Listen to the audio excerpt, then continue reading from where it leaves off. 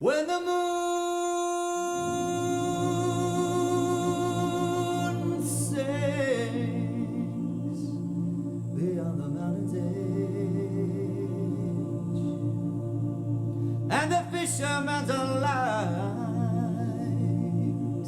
Hello, everyone, and welcome back to the Criterion Collectors. I'm your host, Tim Rosenberger, and today we're going to be talking about women's films. Now, what I mean by that is films that are about women, that are directed and or written by women. Before we get into that, I do want to apologize. I know the last episode, the first episode of the podcast, came out in November. This episode was supposed to originally come out in December, and the next episode was originally supposed to come out in January, but due to a cold that I had that took forever to go away, and because of the holidays, and because of a cold that our guest that I'll be introducing soon had, it just took us a long time to get this recorded, so I do apologize for the delay. The third episode of the podcast will come out later this month, so that we have 2 episodes in the same month to kind of help make up for the lack of episodes the past couple months. After the third episode comes out, starting in March, we'll hopefully slide into a monthly schedule, and we'll hopefully maintain that from there on out with, maybe some hiccups here and there just because of life stuff. So this episode will come out early in February. The third episode will come out later in February. Hopefully not too terribly long after this one, but I don't have an exact date, but before the end of the month. So today we're going to be discussing 4 films, one from the 1940s, 2 from the 1980s, and 1 from the 2010s. And my guest today is Rosalie Lewis. Rosalie, thank you for coming on. It's my pleasure. Thanks for having me. It's no secret for people who are into films like you or I that films have been, for a long time, unfairly kind of male-dominated, and people who greenlight films tend to favor men unfavorably for making films, and, women filmmakers and writers and stuff tend to get ignored. When did you first become aware that that was kind of a thing? That was, women were unfairly not given the proper chances that men were in terms of filmmaking? I think I was aware of it just marginally, but what really highlighted it for me was when Catherine Bigelow was nominated for the Oscar for Best Director for The Hurt Locker, and I realized, that's only like the 4th time in history of the Oscars that that's ever happened, right? Mm-hmm. That a woman had ever been nominated. And of course, the Oscars, say what you will about them, but they are an industry award, right? So I think it speaks to the people that are in the industry and how they typically regard women. What I've discovered kind of in the last few years, as I've made more of an effort to seek out either films written by or directed by women, is that it's actually counterintuitively that more women were involved in filmmaking in the early days of cinema than there are now. And there's a lot of reasons for that you can get into. But last year I made a real effort. I set a goal to see at least 1 film per week that was directed by a woman, and I ended up exceeding that, and I watched 100 films directed by women, and it was an experience, and it really just made me realize, hey, I'm not even scratching the surface. Like, these do exist, but you have to put a little more effort into seeking them out. So hopefully we can encourage people to do that with this. Yeah. And in the early days, the silent days, there were a lot more women involved in films in terms of writing and directing. One of which was Alice Guy Blaché. And recently, for people who are wondering, I need to watch this myself. There was a documentary that I've heard very good things about called Be Natural, The Untold Story of Alice Guy Blaché. So be aware of that. I don't know exactly where it is available, if it's streaming somewhere or not. But if you want to learn at least a little bit about a very famous silent film female filmmaker, then I would go try to check that out. Have you seen that? I have not, but that sounds great. I'm going to have to track it down. I know that there's a Kino Lorber set of, a lot of silent films directed by women. It's called Women Pioneers, and it's on Netflix. So you can see a lot of the short films that way, or you can even look on YouTube if you know who to Google, and you can find some of their work. A lot of it, like many silent films, has been lost over the years. But what does exist is certainly interesting. Yeah, and I think, now that you mention, I think Kino has released, I don't know if they funded the documentary, I think they have released it on DVD, so I guess check Kino's store for that Alice Guy documentary. But especially when you've done your deep dive recently into women films, did you notice, especially maybe as you've watched more and more, have you noticed a kind of a noticeable difference in how they have approached stories, whether they're focused on women or not, but on how they approach stories as opposed to how men approach stories?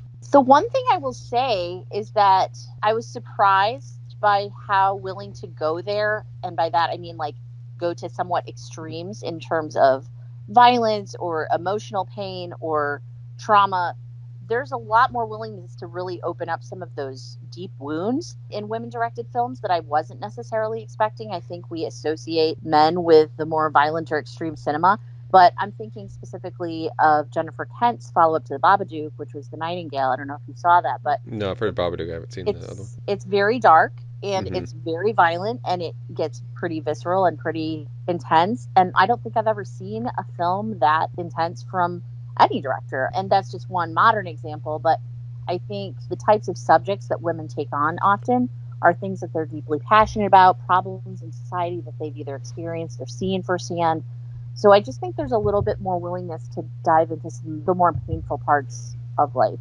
And I wonder too if part of what you're saying, about them going to showing more extremes in terms of their subject matters is, because women are unfairly given, not just in films, but in a lot of industries, given kind of an unfair shake, that they're more frustrated and they're more willing to shake up the system, and maybe they have more frustrations with life and with other things. So not that their films are necessarily going to be angry, but they're going to be more willing to kind of just let things explode and be more violent or more visceral. Yeah, it reminds me of a quote I recently heard from Ryan Johnson when he was on a podcast, and he said, "You can't write a script unless you're angry about something." And I don't know if that's true for everyone. I think it's definitely true for some of these women that I've either seen the scripts or the movies. That subject matter, even if it's not necessarily a dark movie, I just feel like there's a little bit of an edge to a lot of the films that I've seen. And even the romantic movies, I think there's more willingness to depict, some of the darker corners of the human psyche and kind of explore those things that we might not want to think about all the time, but it's important to confront.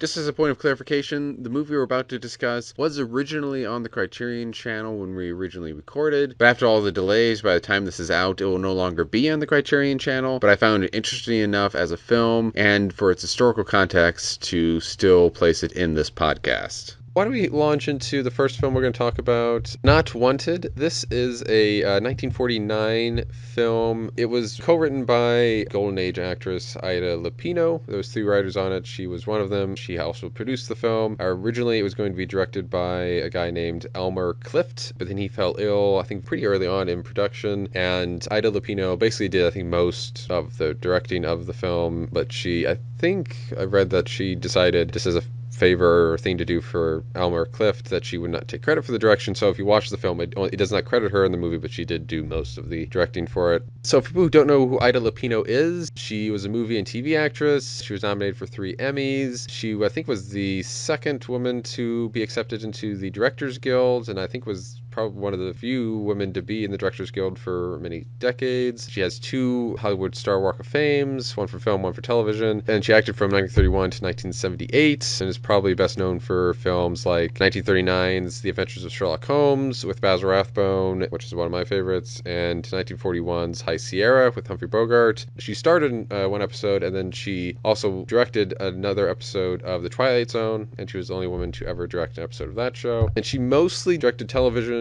stuff. She directed 7 films, 2 of which were uncredited, this one and another one, and those were from 1949, which this being her first film that she directed, to 1953. So it wasn't a long time span of her directing films, but she did get a few in there. So let's see, Not Wanted is about a young woman named Sally Kelton, played by Sally Forrest, and she's like a young-ish, I forget, she's rather late teenager or like 20 or something like that, so she's pretty young. Kind of innocent, naive woman who falls for a piano player called Stephen, and he's played by Leo Penn, who is actually the father of Sean Penn and all of Sean Penn's brothers. Steve then promptly skips town because he's just kind of a drifter and he gets tired of the town, and he also is kind of avoiding Sally, who's becoming very committed to their romantic relationship, and she decides to follow him, partially because she's tired of living with her mother, who can be kind of difficult, and her father, who is pretty easygoing, but she leaves town and follows Steve to where he is living, not too terribly far away. But Steve continues to avoid her. Meanwhile, Sally gets a job and begins falling for her new boss, who's named Drew, who's played by, and I'm sorry if I mispronounced the last name, Keith Brazel.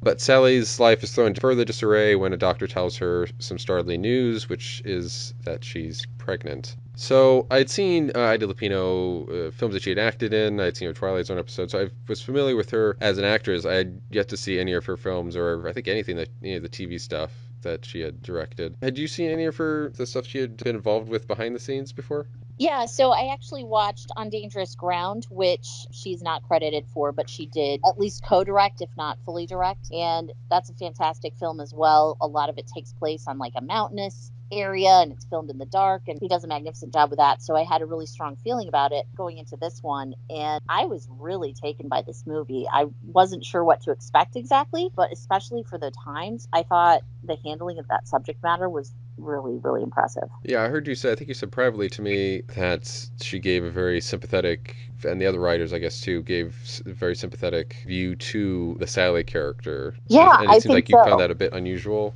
I do, and I think, again, this has to do with the fact that it is written by a woman, and partially because it's directed by her, too. It is more empathetic towards her. It does kind of paint Steve in a very bad light when I think other movies would have attempted to make him, kind of a charming cad versus like the true villain of the movie. And I also thought that the way the romance is shot was really modern feeling, in the sense that, so she does meet another person at the gas station, and he's sort of putting moves on her and seems like a sweet guy, and she's very skeptical of it, which again, I think that kind of portrays how women in that situation probably would feel, of like, okay, the first guy betrayed me. Can I trust anybody else? So to me, that felt like a modern touch too. I like the exploration of, especially from that time period, of, an unwed mother. Well, I mean, she's not only unwed, she really doesn't have, the man isn't really in the picture at all. I like the depiction of that and exploring that. Do you think that they explored that enough? Because it actually takes quite a while into the movie to actually even get to the pregnancy part. They have a lot of setup before we even introduce the fact that she is pregnant. Yeah, I did find it interesting that they waited a long time to drop that bombshell, even though we know, because the beginning starts out later, and this is just a flashback, we know there's something going on with her and a baby, because the opening scene of the movie, she kind of tries to steal somebody's baby. Yeah. So it's like, okay, something weird's going on. So, I think there's foreshadowing of it. But there's less focus on the pregnancy itself and more on what she's going to do when the baby is born, which I guess is realistic. But I guess I would have liked to see just a little bit more of what it's like for her to be walking around feeling that way and feeling unattached and not knowing how to handle herself. But I did like some of the things she tries. So, when she's trying to convince Steve to be with her, she actually proposes to him, which I think, again, is kind of a modern move. Like, even now, usually it's still the man proposing to the woman, but she's so desperate to have him. And he says something like, someday you're going to settle down with a husband and 5 kids, but I'm not that guy. And, that's the one moment where he is honest, I think, about how he feels and where she stands. And yeah, she is going to run into a guy who wants to have that kind of life with her, but at that moment, that's not on her mind. She just wants the first person that she met. Because at one point she goes to, I don't know, forget what the term for it would be, but she basically goes to a facility that helps unwed mothers. Afterwards, the mother can either keep the baby or they can put the baby up for adoption, and the facility will help find adoptive parents and blah, blah, blah. It would be maybe nice to see more of her time there and seeing her deal with that, and maybe see her talk. She talks a little bit with some of the other mothers, but a lot of it is in kind of like a montage format, and we don't really spend a lot of time on it. We have a lot of time jumps around that period, and we kind of miss a lot of that pregnancy stuff. So that might have been a chance to kind of explore that a bit more and maybe see different stories from different women about their pregnancies and whether they're getting any sort of support at all or they're not. Because again, part of the thing is that she's not getting support really from anybody except for her new boss, who she's trying to avoid. So yeah, I think it would have been nice to maybe see some of that, because then you really could have gotten maybe a fuller picture of, at least from that time period, of these mothers who don't have a partner in the picture. Yeah, there is a really nice scene though where she's really weighing what to do, and I think it's right after the baby's born and she's actually holding the baby, and she's talking to the baby aloud about why she wants to keep the baby, why she shouldn't, and it's a very touching scene that I feel like got pretty raw. Yeah, it's kind of, I have a child, but we never considered adoption or anything like that, but being a parent myself, and then trying to put myself in her shoes of, well, what would I do in that situation of, yeah, you love the child, you want want to keep the child, but at the same time you know that stuff is going to be very rough, and you don't know if you can even support the child anyway and just feed the child and have a roof over their head. So do you give up the child, or do you, so they can have a better life and a healthy life and be loved and be fed and all that stuff, or have an education and blah blah blah, or do you try to struggle through with the baby and take that chance? And yeah, they do kind of explore that, I think, in a good, like you said, raw way. I really loved her line that she says to the baby. She says, "He must never hear the word they call children like that." Mm-hmm. Obviously, she's referring to, bastard, but they couldn't say that back then. But again, I thought that it was good and honest that it alluded to that there is that societal stigma, and probed that a little bit. Yeah, and there is this kind of, I don't know if they, can't remember if they actually explore this in the film. I don't think they do as much, or at least not in a kind of overt way. But the stigma of not just a child from an unwed mother, but just the stigma of an unwed mother that they don't really put on the father so much. Exactly. Right, where you might give the father a little bit of like, oh, you need to marry her or support the child or whatever. But it's more of a kind of relaxed, more, you're annoying us by not doing this. Whereas for the mother, it's kind of like, they would probably use a lot of, not great words to describe the woman, and, they kind of put it all on her when it's kind of a two-person thing. What did you think about the fact that they gave her gas station love interest, for lack of a better term, a disability? Because he's a war hero, I guess. Oh, yeah, I forgot about that. And so he has a plastic leg. And I thought it was interesting because in some ways it almost like levels the playing field between them, because they both have these perceived imperfections, but that doesn't seem to get in the way of their having a good connection. I know, it was interesting. It did not hugely affect my viewing of that character very much, I'll admit. I think it was nice to have, in the sense that, and I think you alluded to this a little bit, that like I said, they both have imperfections and they both have stigmas given to them. Her eventually as an unwed mother, and he has a stigma of being somebody who has a physical, for lack of a better word, physical defect, because he doesn't have, I think, part of his leg. I think he has like the upper half of one of them, but for reasons that are stupid, I'm sure people look down on him for something that's not his fault, just for something he did while serving his country. So yeah, they both have something that kind of hurts their chances in society, not just for him, not just physically, but just in terms of how people view him. So he can be, as the title says, she is unwanted by some people she knows in certain areas of society, and he is too. So I think that's interesting, kind of a nice balance, especially in the post-war years. There were a few interesting moments in terms of the visuals of the film. I think one specifically that really stood out to me is this moment where Sally is at a carnival with her boss from the gas station, who's, interested in her. And they are on a carousel, which that was filmed really nicely. But all of a sudden you start seeing the camera kind of like swoop up or do these kind of dizzying motions. Mm-hmm. And that's supposed to put us in her perspective, because she's getting dizzy, she's getting sick. And we find out later it's because, she's sick from being pregnant. But I thought that was depicted really interestingly with the visuals of the film.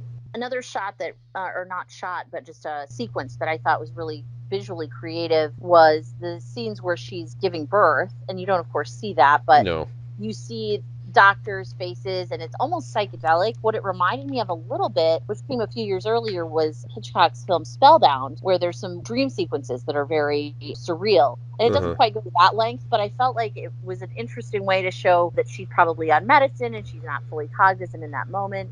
And again, from a woman's perspective, I just thought that is probably how she felt. She's like all out of sorts and she has no control over the situation. And so we're depicting that with the way that the film actually makes you feel. And I feel like that's a technique that we still see, from directors now. I mean, even like Spike Lee, when he has done different aspect ratios, like in Crooklyn, for example. So just interesting to see how those techniques have evolved over the years. Obviously, the people that are working at this facility that are helping these mothers are sympathetic, obviously, to what they're going through, and they're trying to help them in every way that they can, and they aren't judging them and stuff, which is nice to see. But you also have somebody like the doctor who diagnoses Sally being pregnant. He's going to tell her gas station boss about this, but she asks him not to, and I like the fact that they show him as being sympathetic too. It's not just like a woman thing. They don't just put it on the women of the film or women in society to be sympathetic. It's like, oh no, guys, you need to be sympathetic to this, to And I like that they also, I won't say what decision she makes in the film, but after she makes the decision to whether put the baby up for adoption or not put the baby up for adoption, she has second thoughts about the decision she makes. But by that point, she can't really change her mind. And I felt that was a very powerful moment, which I'm sure a lot of people in those situations, or women and men, if they're married and they put their kid up for adoption, may feel sometimes of regretting whether to keep the kid or not keep the kid and not being able to do anything about it after some point. No, I thought that was handled really well, for sure. And I agree with you. It's nice to see the gender doesn't necessarily matter or affect like what their outlook was on the situation. There were positive and negative characters on both sides of the gender divide. I just really loved that lead performance in particular. I thought she did such a great job depicting kind of a tough thing. A lot of it just has to register on her face, and we have to feel for her in that situation. And I thought she did awesome.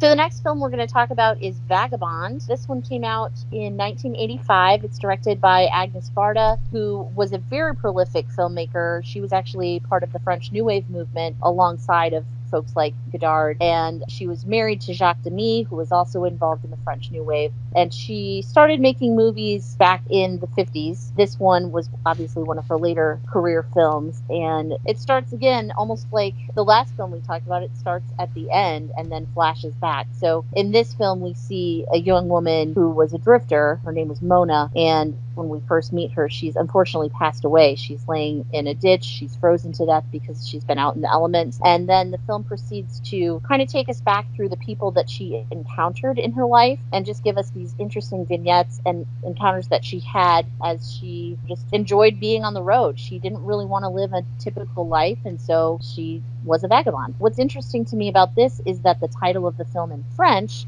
which I'm not going to attempt to pronounce, is not Vagabond, but it's called With Neither Shelter Nor Law. That's how it translates. And we don't really have a word that necessarily means that, but I thought that was actually a little bit more of an accurate title than Vagabond, just because that's how she preferred to live. She didn't necessarily want to have a place to call home or rules to follow. She just wanted to be free. Yeah, in the film, worth noting, it's like the last few weeks or something before she dies. So it's a short time period. For the title, the English translation of the literal French title might have been a slightly better choice, because again, I think Vagabond may come with a bit more of a stigma to us. The English translation of the French title was a little bit less judgy. I will say one thing I like about the film is that they give a little bit of details about, I think she was in school, then she dropped out. I think she might have been like a desk job or something before she decided to go on the road. But they don't really go into detail about her home life, her family, any friends that she might have had. We're all kind of left to kind of guess about that. I really like films that do that, kind of just leave those kind of things open. And her past really is that we're given very little information. I know the actress, I think when she did it, was probably like 17. I don't know if the character's supposed to be necessarily that young. I think she's supposed to be fresh-ish out of school, so she's still pretty young. But it's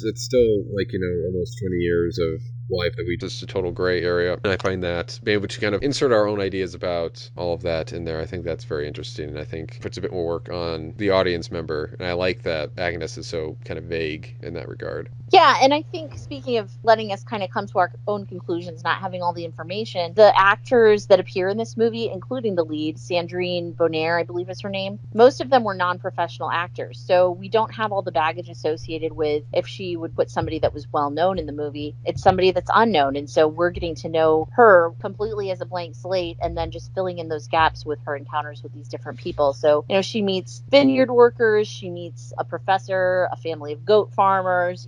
She has all these interesting encounters, and my favorite, I think, is she encounters a woman who is like a caretaker for this older lady, and the older lady is actually, it turns out, like pretty smart and funny and still has her wits about her, at least somewhat, but her family is just sort of waiting for her to pass on so that they can take her house and her money. And Sandrine, or Mona I should say, befriends her, and they share a laugh and they share some drinks, and they're just having a great time. And that's like the one time I feel like her encounter with another person wasn't just transactional, but it was like a genuine human moment. Yeah, and there's another woman in the film near the end, who's one of the last people to interact with her. I think she's like a professor or something, and she's, I think, on her way to or away from like some sort of educational meeting, one of those lecture things or whatever. She gives Mona a ride for a while just to help her with her travels, and the professor forms a connection with her and really starts to like her, and is sad that they have to kind of part ways eventually. And that is again another one where they do get kind of close, because I know there was at least one character, I think it's the sheep people, that the guy said he used to do basically what the main character does and kind of move from place to place and stuff, and he eventually found that that was not a great thing, and eventually figured out that she's starting to have doubts about that too. And I think the interaction with that professor lady is one of the things that kind of is the impetus for that. But one of the things I kind of maybe give to her decision about deciding to just live from town to town, not have a house, just kind of be in a just kind of rundown tent for shelter, is that, I don't know, it seems very much one very, I think, of an 80s kind of point of view, kind of a rebellious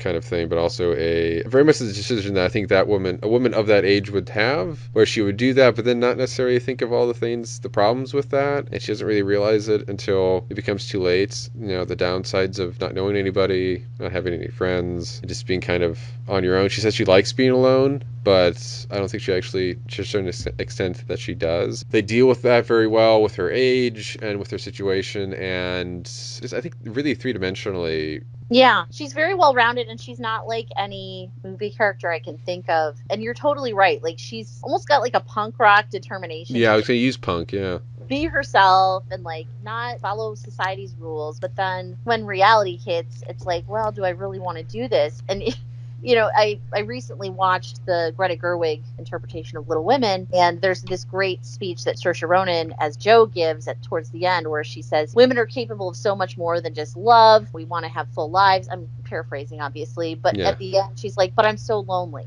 Right. And I feel like that's perhaps something that Mona can relate to, where she's trying really hard to be this rebel, but she's also lonely. She misses that human contact and those connections. And I think she has a little bit of that with one of the vineyard workers she kind of befriends towards the end of her time. But then he ends up kicking her out because the other guys in the vineyard want nothing to do with having a woman living in the house with them. So it's just interesting to think about what could have been if that had gone a different way. Yeah, it seems like, I think for both that version of Little Women and the main character in this movie, they want to kind of break out of the mold of women of what, the 80s and then of the 1860s. But that doesn't mean they still don't want to have a family, or they don't want to have a partner of some kind. They don't want to have friends, they don't necessarily not want to have some sort of a job or dream to pursue, but they're tired of the kind of what their society has locked the women sex into, and they're trying to rebel from that, but maybe going a bit too far in certain senses, especially Mona in this film. And Vagabond is going very far away from it just to kind of break out of that mold, and she kind of hurts herself by doing that and not realizing maybe that there's a middle ground there that she could pursue instead. She almost reminds me, I don't know if you're, up on Kerouac and the Beats, I'm a huge fan of them, but it kind of reminded me of the character of Dean Moriarty in On the Road. It's another character that's like not really willing to live by society's rules, but he's also kind of being hurt by his decision to sort of excise himself from society. And it was based on Neil Cassidy, who unfortunately passed away in almost a similar way to Mona, where he, I believe, died by a set of railroad tracks. So it's interesting kind of seeing those parallels, and that was back in the 60s, but seeing how it took a little bit longer for that movement to catch up with women. But I was actually reminded also of the movie Smithereens, which I watched earlier in 2019, and that's another one where it's a young girl who's in New York, and she is punk, but she is also homeless, and so she's sleeping in somebody's van and trying to hook up with a musician and all this other stuff. At some point, it's just a game of survival. It's not anymore about living life by her own rules. She realizes the only rule there is live or let die, and I feel like Mona encounters that same thing. And it's partly its stubbornness. Again, I think Mona's young, and there's other characters in other movies like, during this discussion I'm thinking of, well, Mona is certainly not this pretentious, and I think she's more maybe smart about what she's doing than this other character is. I don't know, for some reason I'm thinking of, I forget his name, but the real life character from Into the Wild. Oh, yeah. Speaking of Sean Penn, he directed that movie, who decides to, based on the real guy whose name I'm totally forgetting, but he's fed up with society and decides to go out and live in kind of the wilderness, and then figures out that that's not as easy as he thought, and kind of, again, hurts himself by what he's doing. Christopher McCandless. I believe is the name. Yeah, I think that's close, at least close. That is the name where it's close to the name, Yeah. McAllis or something. But yeah, so I think there's a lot of this. And again, both characters are young. And like I said, it's the stubbornness of not realizing that there's other possibilities. It's kind of like, oh, I can only do this. When it's like, well, no, you can do this, you can do this. It's not just one way to do this. And then, again, there's middle ground. Yeah, it sort of starts out with an idealism, but then you realize there's no idea behind the ideal, if that makes sense. And so then they're ending up trying to escape this vortex of the world crashing in on them, whether that's the elements or wild animals or whatever the case may be. Eventually you have to find a way to eat, and that might mean you have to compromise some of your idealistic values, even if that means selling out. Like, I think it's that whole idea of artistic purity and all of that stuff, I feel like is still relatable, even if people don't go to these extremes. But like, oh, I've got to suffer for my art. And if I sell my song to, you know, a commercial, I'm selling out. And it's just interesting. Like, those conversations still happen. It's like, well, people still got to eat. They still got to survive somehow. So I think it's an interesting conversation.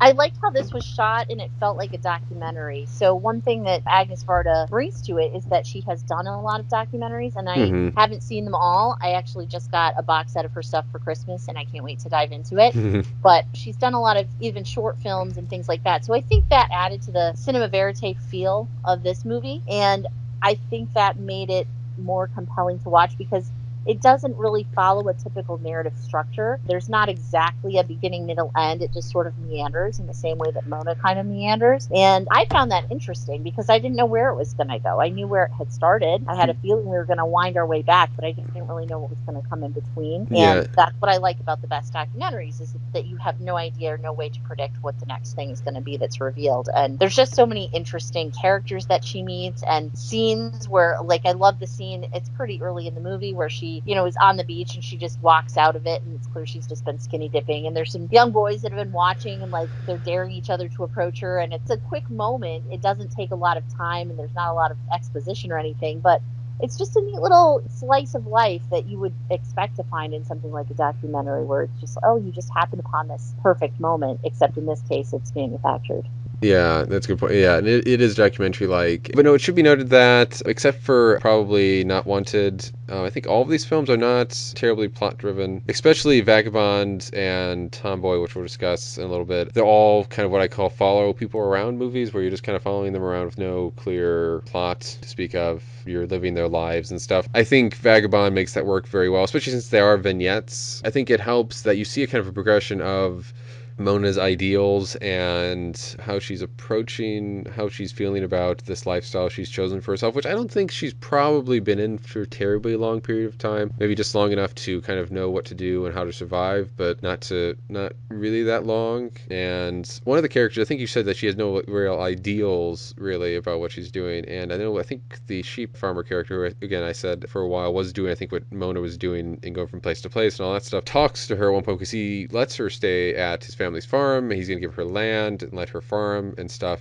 and kind of let her give a livelihood, and she's just not into it, and she just is putting absolutely no effort into doing that. And I think at one point he is the one who lectures her about how, you know, she doesn't have really a point to her life. She doesn't have any dreams. She has no driving force whatsoever with what she's doing. And I find that really interesting. It is true. She has no driving force at all. And maybe because of that, I think she ultimately feels unfulfilled because she's not doing anything. And at the same time, it's interesting to see somebody with that point of view, because I can't imagine myself having that life where you don't have any goals at all. You're just kind of living your day, not even in the same place, with nobody that you know. I just find that kind of, I like films that are kind of introducing me to different ways of life, and this one does do that, and different ideas with her. She has no, again, she has no goals at all. Yeah, absolutely. I loved her interaction with the goat farmer, like you're talking about, because he's like, oh, you want to, stay on our farm for a while, grow some potatoes. You can stay in this camper trailer out here, eat our trees, drink our wine.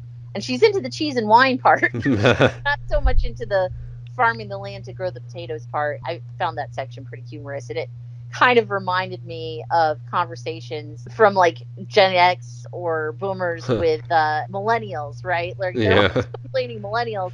And I do think a little bit of that was the generational divide, but I also just think, she's still figuring herself out. She's young. And so when she hears that, even if he's right, she doesn't want to hear it, right? So she's like in denial. He's like, hey, I've been there, but you're not even doing it right. Like, you just dropped out. That's the words he used. You just drop out. And yeah, like you said, she doesn't really have a reason for why she's doing it that we know of. She's just kind of like, yeah, I'm done. I'm over it. This is me now. Yeah, I don't want to live by society's rules, man. Yeah, exactly. Yeah. I like that Agnes, though, unlike she's Into the Wild again, like I said, she's not, the character in Into the Wild is very pretentious and slightly kind of annoying in his selfishness and this idea that he can make it in the wild but without any sort of justification except for very basic research that he's done. But the character in Vagabond, I don't feel that frustration. I feel, instead of frustration, I just feel kind of this sadness for her that she's, despite what she's saying to herself and other people, I don't think she's fulfilled, feeling fulfilled with her life, and kind of my hope that she will find, even though we know that what ultimately happens to her at the very beginning of the film, that I still hope that she would find some sort of happiness. You want that for her. Instead of being aggravated by the choice in life, you just feel more positive emotions for her than maybe some of the other characters like this. Yeah, absolutely. She's not somebody to aspire to, but she's certainly somebody that I would have a conversation with if I ever met her. Yeah, exactly. She would make a good subject for a documentary or an interview for a newspaper or whatever. Somebody told me about an endless journey, and I can say I feel it clearly now. He spoke to me of lightness, grace, and glory, and I can say I feel it clearly now. I can say he touched my soul, and I know now. I take the walking slow, moving on and on. What did you hear? The sweetest. Okay, so our next film is a film called Sweetie. It is an Australian film by writer-director Jane Campion. She directed this film and she co-wrote this film, and it was one of her early films, and she's probably best known by people, especially in mainstream, for directing The Piano, which was an Academy Award-winning film and was also nominated for Best Picture in 1993. And Sweetie is about, it follows a young woman named Kay, played by Karen Colston, who I don't think has done a whole hell of a lot besides this film. She's a kind of a quiet and superstitious woman. She believes in fortunes and signs, and she's just a little odd. And these beliefs lead her to getting together with a guy named Lewis, played by Tom Lykos, who again I don't think has done a whole hell of a lot besides this. Actually, most of the actors haven't in this film. And he's more of a level-headed guy who, though, is a bit unfaithful. They actually get together because he's unfaithful with his fiancée, and he is unfaithful one other time during the film with Kay. And Kay and Lewis are living together, but they're struggling in their relationship. And things are made worse when Kay's selfish, troublemaking sister Dawn, who's nicknamed Sweetie, comes to visit with her drugged-up agent. I'm using air quotes that you can't see.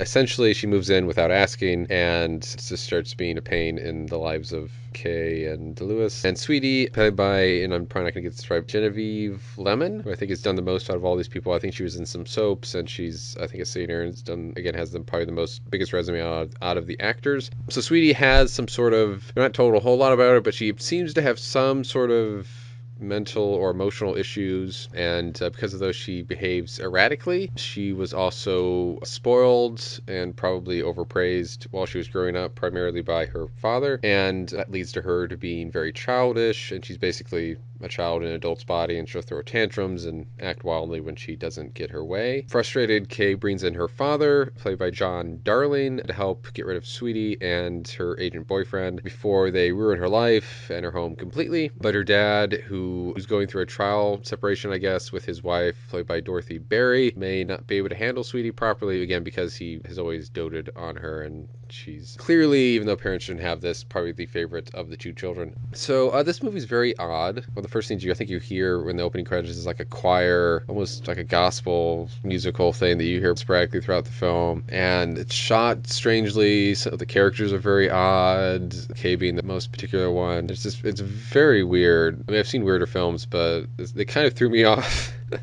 a little bit how odd the film is. Did you like that? So I have to confess that I watched it once and I was like, I don't think this movie's for me. And then I watched it a second time in preparation for the podcast and I was like, I love this movie. Mm-hmm. So maybe this takes a couple times, but the first time I wasn't expecting it to be funny.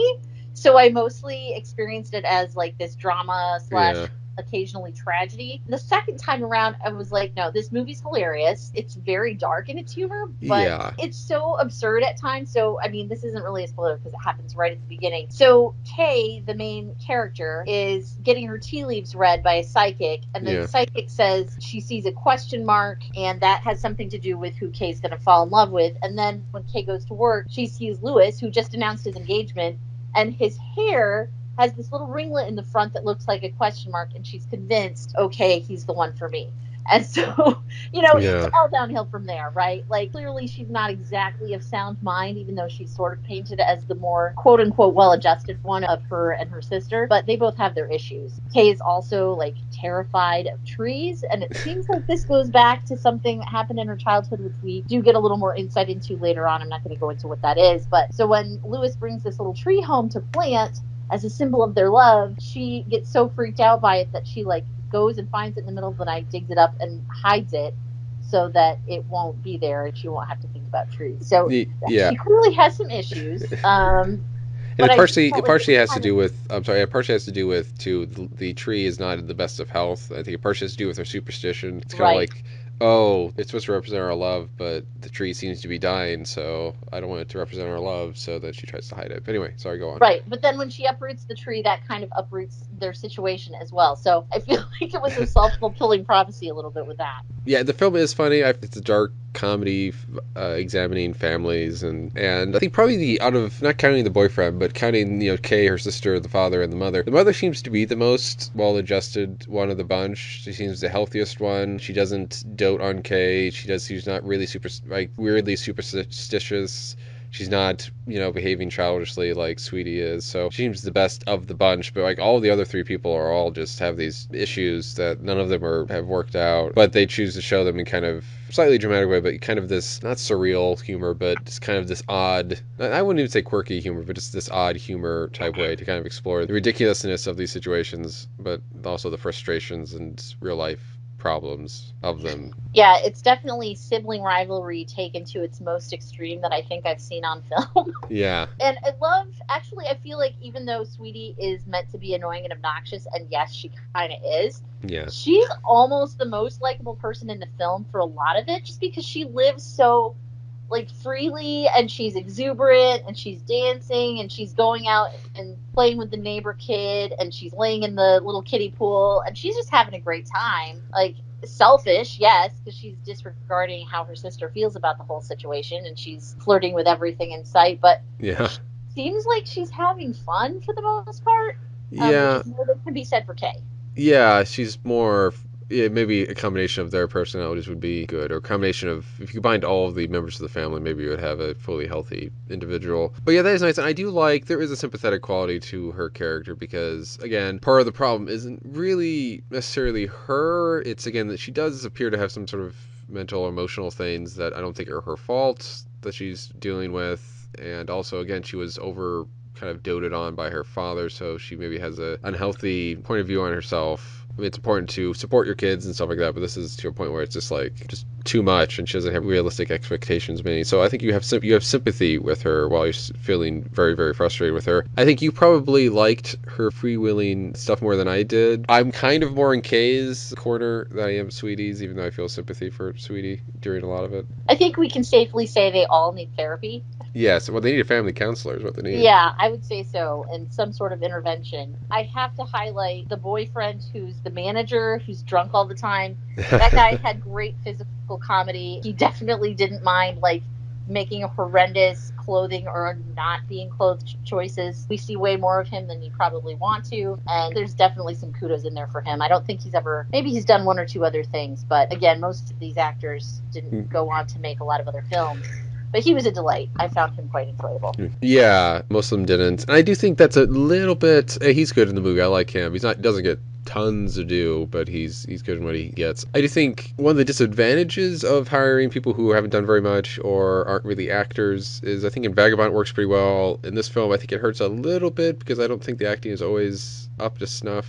really. In this film, more than Vagabond, I feel more, I could sense more that people are acting instead of just being characters, because I wish they had more solid actors behind it. I think Sweetie's fine, and some of the other actors are fine, but Kay and the boyfriend I'm not crazy about. They're fine. The father I wish could be better, but yeah, there's some good performances in there, but and again, it's just a downside too, I think, hiring people that aren't very experienced or who aren't really actors at all.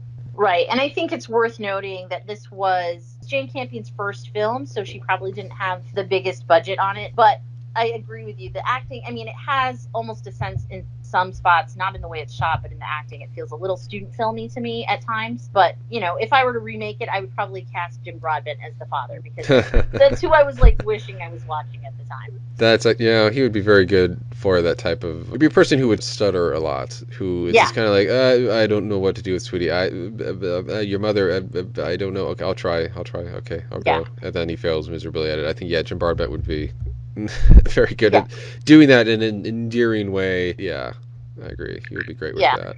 And I feel like if I'm going to talk about remakes, again, I don't think this film should be remade. I think it's, you know, a good slice in time, but Sweetie would definitely be played by Rebel Wilson, right? Like, I'm pretty sure that's how that would go down. Yeah, I think but I think the bad thing about that, somebody like that, and kudos to the actress who does do it, is I think Rebel Wilson would play up the comedy more, and it wouldn't feel as much of a full-fledged character. Because Sweetie, again, she's annoying, but again, it feels like somebody I could meet in real life, and she's probably one of the strongest actors in the movie, and the fact that you really feel that this person is kind of just this hot mess of a person who's just kind of unraveling all the time, and then trying to pick up the pieces and then unraveling some more. I think the actress does a very good job with that, and somebody I think like Rebel Wilson, who does good in films that she chooses to do usually. I don't think somebody like that, who's more overtly comedic, would be as good of a choice. Somebody who's more subtly comedic and more playing it like it's a drama and she's just doing funny things, but that's almost just like accidental. It's more just she's playing it for the drama, I think, and not really the laughs of it, which I think is the good choice.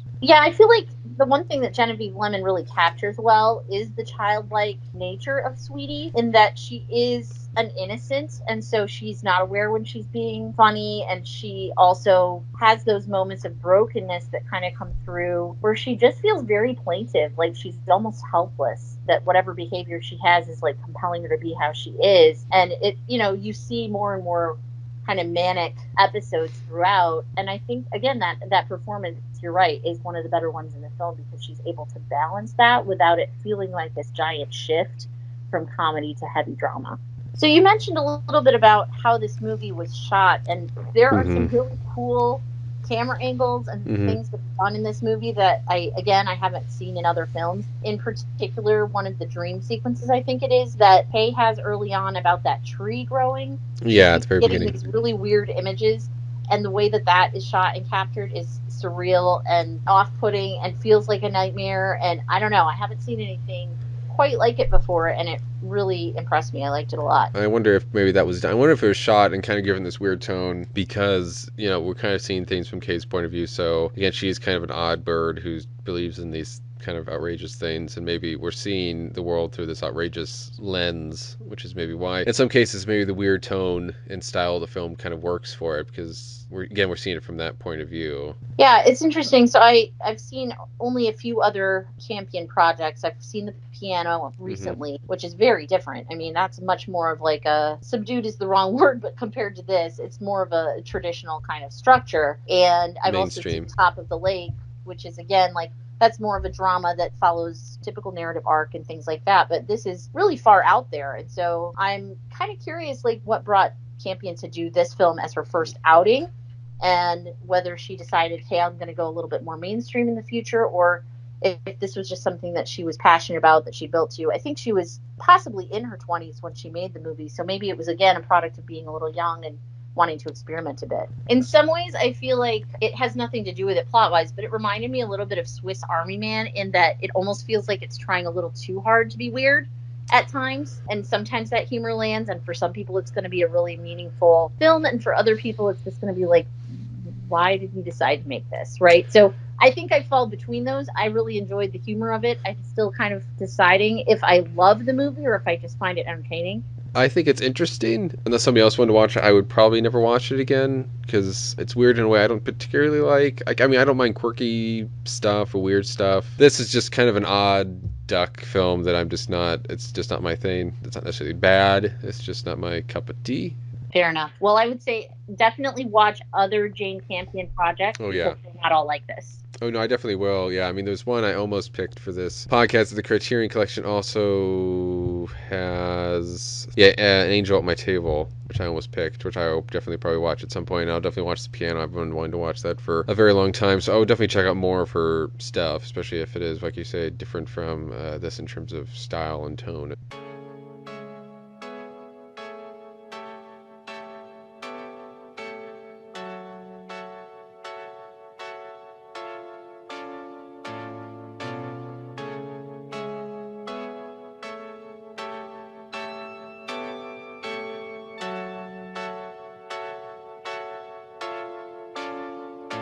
Hey, Future Tim here. When we originally recorded this discussion about this film that may or may not contain a transgender character, it's a bit vague. The movie leaves it open whether it's supposed to be a transgender character or not. You'll hear some explanations about that in the discussion proper. But at the time, since it's left open whether it's a transgender character, I just used the pronoun for the actress who is playing the part, so I use she most of the time. I do apologize if this is offensive to anyone. In the future, just play it safe, even if we don't know if it's supposed to be transgender or not, I will just use they or a similar pronoun to discuss said character. So sorry about that. I will try to be better in the future. So the final film we're going to talk about is Tomboy from 2011. This one was directed by Celine Sciamma, and if that name sounds familiar, it's because her most recent movie, Portrait of a Lady on Fire, has been getting a ton of acclaim, and anybody that got to see it at a festival last year seems to be giving it high praise. So I actually watched Tomboy first. That's her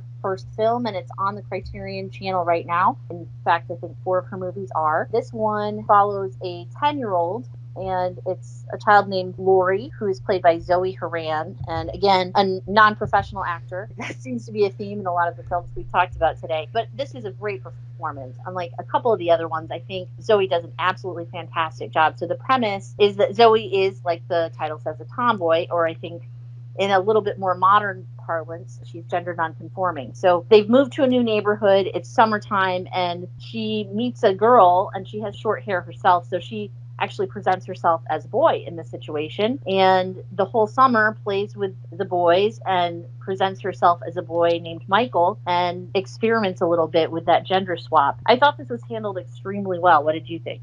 Out of the films that we were talking about for this podcast, this is probably my favorite. One of the things I like about it is that you mentioned that she's gender nonconforming, and I think that might be the way that the director saw her character, but she doesn't. I think I read that she didn't specifically say that she's gender nonconforming or really make any solid comments about her sexuality or anything like that. I think because she said she wanted it to be kind of representational, maybe in the way that this is totally very far removed in ways from the films we're talking about, but in kind of in the same way that something like popular like X-Men can be very representational of different people who are struggling. This character can be, I think she wanted it to be, if you're gender nonconforming, or if you're whatever sexuality you are, if you're some type of transgender or whatever, you can relate to this character and the struggles that Laura or Michael is going through. And I think that I really like leaving it open. And again, kind of like Vagabond, with not talking that much about the main character's past, this leaves you not really commenting solidly on it in the film, leads to discussions and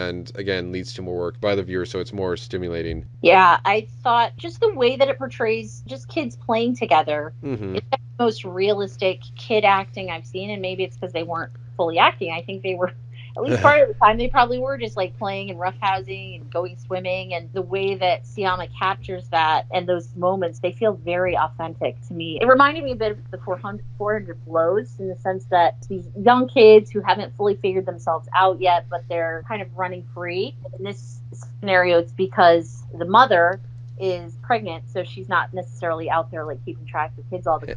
So they're kind of left to their own devices, and it's not like they get into any crazy trouble, but that is kind of how this situation even crops up. Like, mom isn't even aware that it's happening. Yeah, and the father's working, and yep. So yeah, the parents aren't really aware of it. And I do like that the film, for a while, until there's like a bath scene, you don't realize even that the main character is, at least by birth, a girl.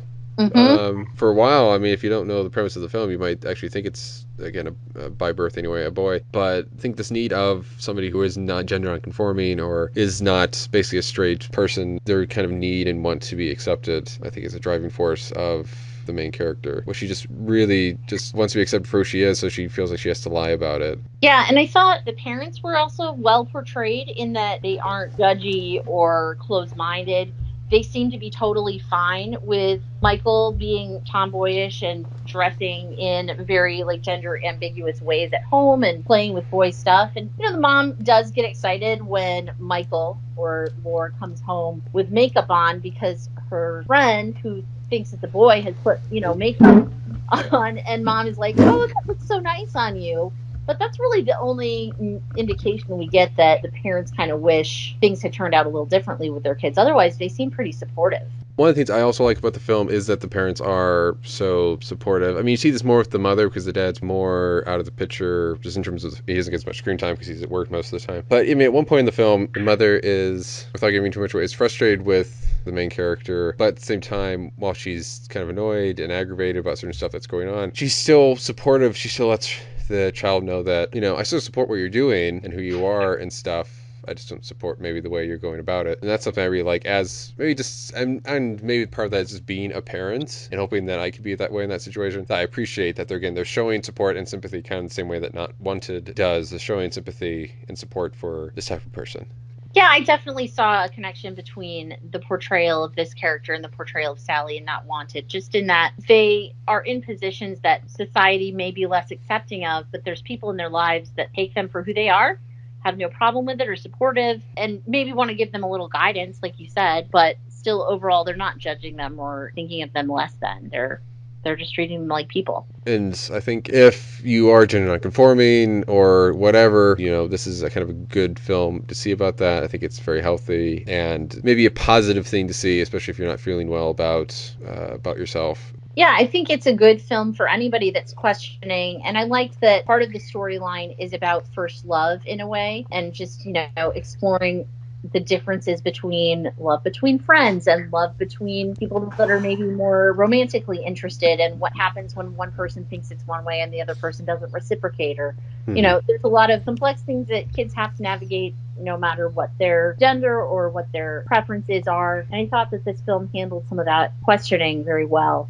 It actually led into me watching another Celine Sciamma movie, which was on Criterion, called Water Lilies, which is about a girl who's a bit older. She's, I think, 14 or 15. And she also seems to be exploring an interest in another girl. And she's not quite sure what to do with it or how to categorize it. And I think if you watch those in that order, it's an interesting dialogue that those two films have with each other. Again, the overall feeling of the movies is just very positive, and I think something that we need in this time where we people don't understand or don't want to understand in some cases, the people who are in these situations where they are figuring out their sexual identity, or whether that be trying to figure out if you're straight or gay or bisexual or asexual, or whether it's about finding out, am I a girl, am I a boy, or whatever. I think this helps put you in that point of view and helps you sympathize. If you are somebody who doesn't understand, that helps you sympathize with that and maybe hopefully helps you understand that more, and how these people just need support and not to be pushed away or to be shown as different. They're just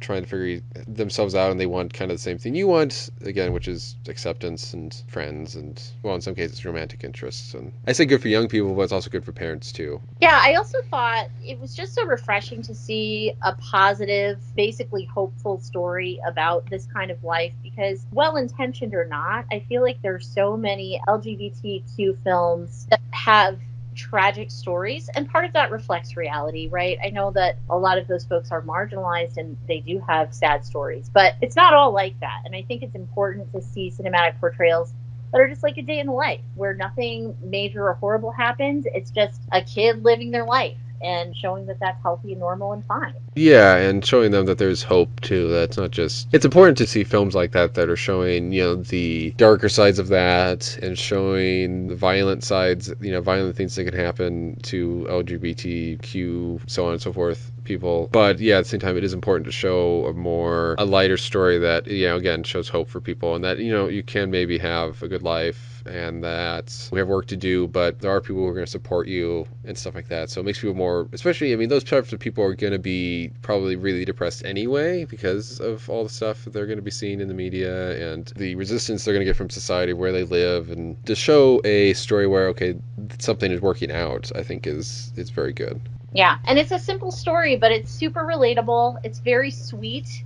It just left me with a good feeling, and I love that in a movie. I would say out of all four, this is definitely my favorite, and I plan on rewatching it, which is easy to do because it's only 82 minutes long. Yeah. So that's, again, like, it's an art house film and it's French, so people probably think, oh no, it's going to be this long, intimidating thing. But I promise you, it flies by. You'll feel like you've been sitting in front of the TV for like one episode of TV. Before I wrap things up, I do want to ask, I know the Oscars, was a recent thing that happened, and one of the things that has been a constant kind of thing the past few years especially is, well, partially the underrepresentation of people of color in the Oscars, but also the underrepresentation of women filmmakers, especially after watching these films and discussing these films. Why do you think that is important to kind of have that kind of representation, especially in, people talk about can put down the Oscars and stuff like that, but they still can kind of be important and kind of comment on society and maybe comment on the state of the business. But why do you think that's important for them, the Oscars, to have that representation in there?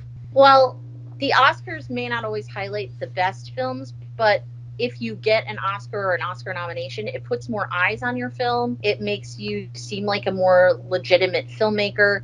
And one thing that is very common across all women directors is that very few of them get to be as prolific as their male counterparts. They might get financing together for their first film, but unless it's a huge blockbuster success, they may not get to make a second feature. I think that it's super important for the industry to give a wider audience to these films. And it's interesting because some of the biggest hits from last year, especially when I'm talking about original non-comic book material, were made by women. I mean, Hustlers did very well at the box office, and it was directed by Lorene Scafaria. She's made a few films, but I think that was certainly her biggest. But I even think about, like, going back to Monster, that was directed by a woman, and then she didn't make another film until Wonder Woman, right? And so, yeah, she was working in TV, but I think, again, women aren't always given that chance. And so we need to get rid of the myth that female-directed films aren't interesting to a broad audience, that they aren't just for women, because apparently a lot of men didn't think they should see Little Women because it was a women's film. These are stories with broad appeal. Women have been going to see movies about men their entire lives. So, guys hopefully will be willing to take a moment to realize that these stories can be universal and that there's a lot to be said for hearing stories told from a different perspective. It really does help you to gain a broader view of the world. It helps you to realize that there might be issues that you didn't realize were a problem. And also, they're just really damn good films. So give them a chance. There's no more excuses.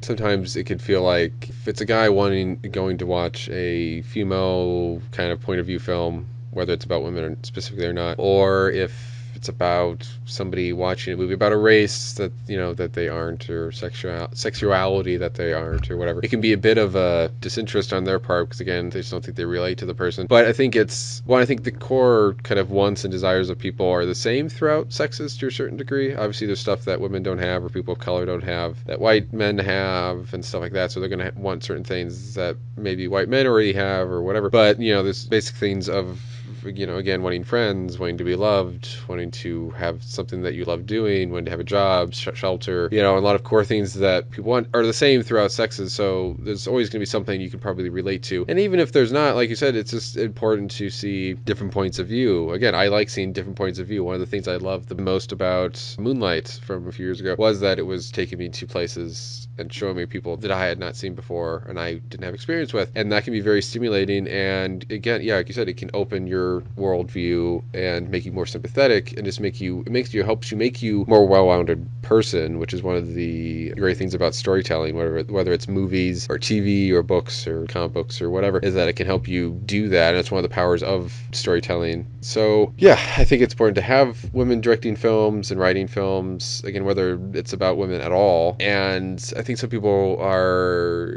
getting annoyed with people saying, oh, more women should be represented at the Oscars, and thinking that, oh, people just want women to be nominated just to be nominated, when it's more just, it's not so much the Oscars the problem, it's that women are not being given the chance to make films, and so there's not as much chances, there aren't as many films to look at to be nominated, so there's less chances of them being nominated. So that's just a problem that needs to be fixed in general. But I think these are some good films to check out. If you haven't seen a female written or directed film before, they're all very different. They all have their own styles, except for two of them. They're made in totally different time periods. I think it's worth checking them out and just seeing that, you don't have to, if you're a guy, you don't have to watch a guy-directed film.